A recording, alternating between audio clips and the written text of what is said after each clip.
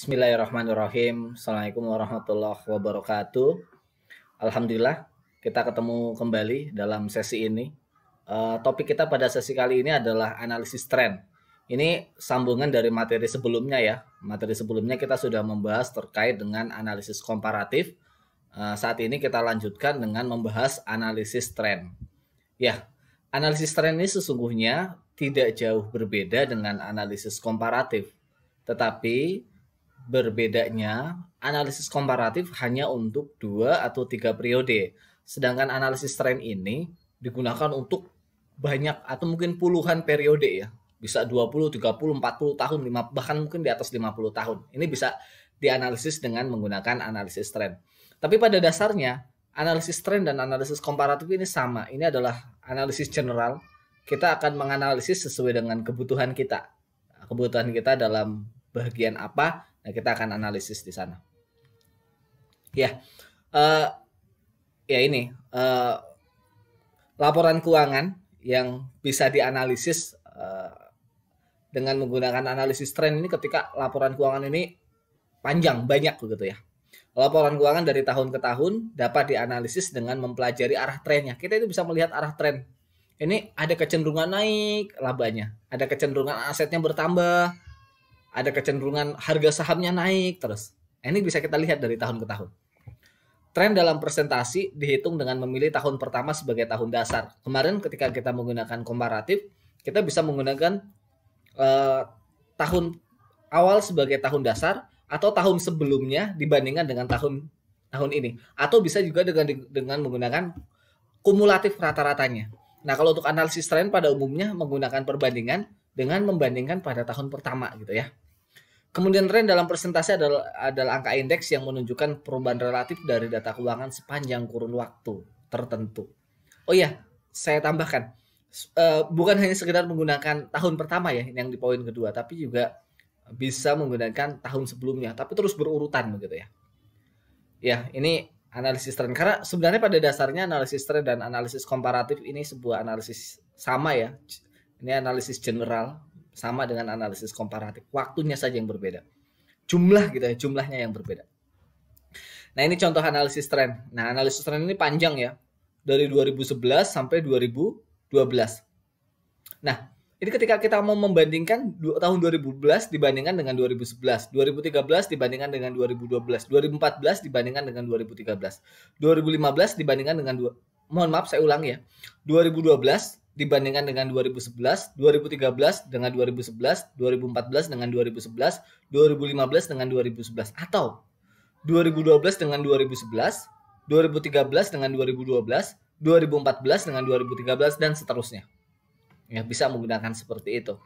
Tapi sekali lagi, metode tujuan.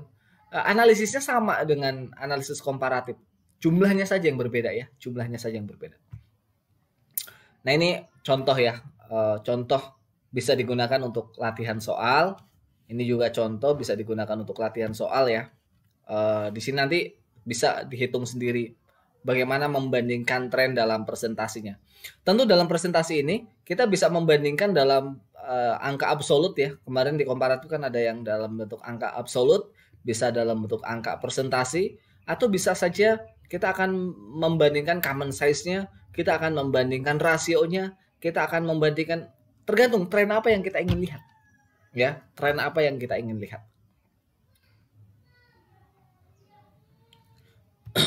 Oke.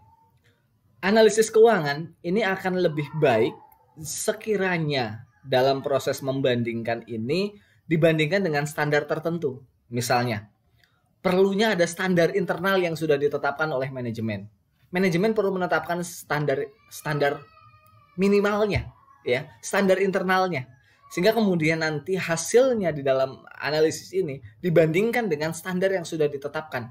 Apakah lebih tinggi, lebih rendah, atau sama? Ketika lebih tinggi atau minimal sama, berarti kan ini kinerjanya baik. Tapi kalau misalnya lebih rendah, berarti kinerjanya tidak baik. Atau yang kedua, kita bisa membandingkan dengan perbandingan historis. Bagaimana dengan tahun sebelumnya pada periode yang sama? Apakah ada kenaikan, atau ada penurunan, atau tetap? Kalau naik kan berarti kinerjanya membaik. Kalau turun berarti kinerjanya memburuk ya. Tapi kalau tetap ini kan berarti stagnan. Atau yang ketiga, kita bisa membandingkan dengan perusahaan sejenis. Perusahaan yang sejenis dengan perusahaan yang akan kita analisis, ini seperti apa? Apakah lebih baik daripada perusahaan lain atau lebih rendah? Atau biasa juga orang membandingkan dengan rata-rata perusahaan yang sejenis. Ya, bagaimana cara mendefinisikan perusahaan sejenis? Ya bisa saja kesamaan dalam jenis bahan baku atau supplier, kesamaan dari sisi permintaan, kesamaan dari dalam atribut keuangan. Ya, ini juga bisa digunakan sebagai dasar untuk membandingkan dengan perusahaan yang sejenis. Namun ada juga beberapa kesulitan di dalam mencari perusahaan pembanding ya, sama seperti kemarin di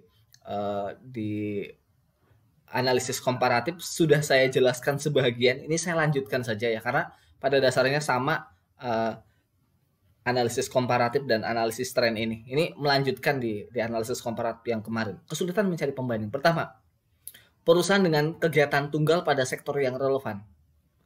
Ya, kadang-kadang sulit kita mau mencari ada perusahaan yang tunggal yang sama dengan perusahaan kita. Karena kebanyakan biasanya perusahaan ini bukan perusahaan tunggal. Dia satu perusahaan tapi punya banyak unit bisnis. Kemudian yang kedua, perusahaan dengan beberapa aktivitas tetapi mempunyai kegiatan yang dominan. Atau kadang-kadang ada kegiatannya dominan sama dengan usaha kita. Tapi bukan itu satu-satunya, ada banyak aktivitas yang lain. Atau bahkan bisa saja ada banyak aktivitasnya dan tidak ada yang dominan. Atau yang ketiga, yang keempat ini yang terakhir, kebanyakan perusahaan privat. Ya di Indonesia masih banyak perusahaan privat. Perusahaan privat ini artinya perusahaan yang belum go public, sehingga data-datanya belum bisa kita akses. Ya. Kemudian, bagaimana cara melakukan perhitungan rata-rata industri? Ada beberapa alternatif untuk menghitung rata-rata industri ini kalau kita sudah dapatkan datanya ya. Pertama, menghitung nilai tunggal sebagai perbandingan. Yang kedua, menghitung nilai tunggal dengan dispersinya, standar deviasinya. Yang ketiga, menghitung nilai untuk persentil tertentu, misal menghitung nilai perusahaan yang mempunyai ukuran 25% paling kecil. Oke. Untuk perhitungan di atas ini ada beberapa alternatif ya, ada beberapa alternatif. Pertama, menghitung rata-rata aritmatik. Yang kedua, menghitung rata-rata tertimbang. Yang ketiga, menghitung median. Yang keempat, yang ketiga menggunakan median. Yang keempat menggunakan modus. Ya, kalau kita akan membandingkan seperti itu, kita bisa menggunakan 4 metode ini. Kalau menghitung rata-rata aritmatik, bagaimana caranya? Misalnya ya, ROA, kita mau membandingkan ROA, kita tinggal jumlahkan saja. 10 tambah 12 tambah 12 tambah 13 tambah 9 tambah 12 tambah 8 tambah 9 bagi ada berapa ini? 1 2 3 4 5 6 7 8. Dibagi 8, totalnya ada berapa? Itu pembagian aritmatik. Kemudian menghitung rata-rata tertimbang. Bagaimana cara menghitung rata-rata tertimbang? Misal nih, kita akan menghitung ROA dengan menggunakan nilai buku saham sebagai pembobot. Ya caranya gimana?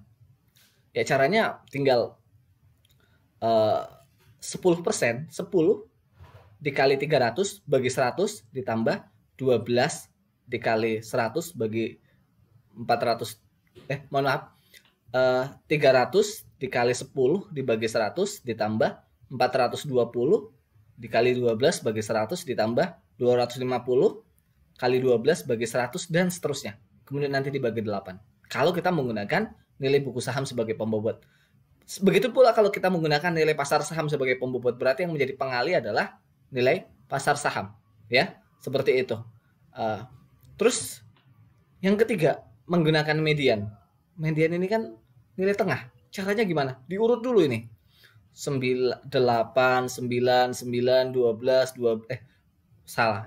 9, 10, 12, 12, 12, kemudian 3. Kemudian nanti dilihat nilai tengahnya.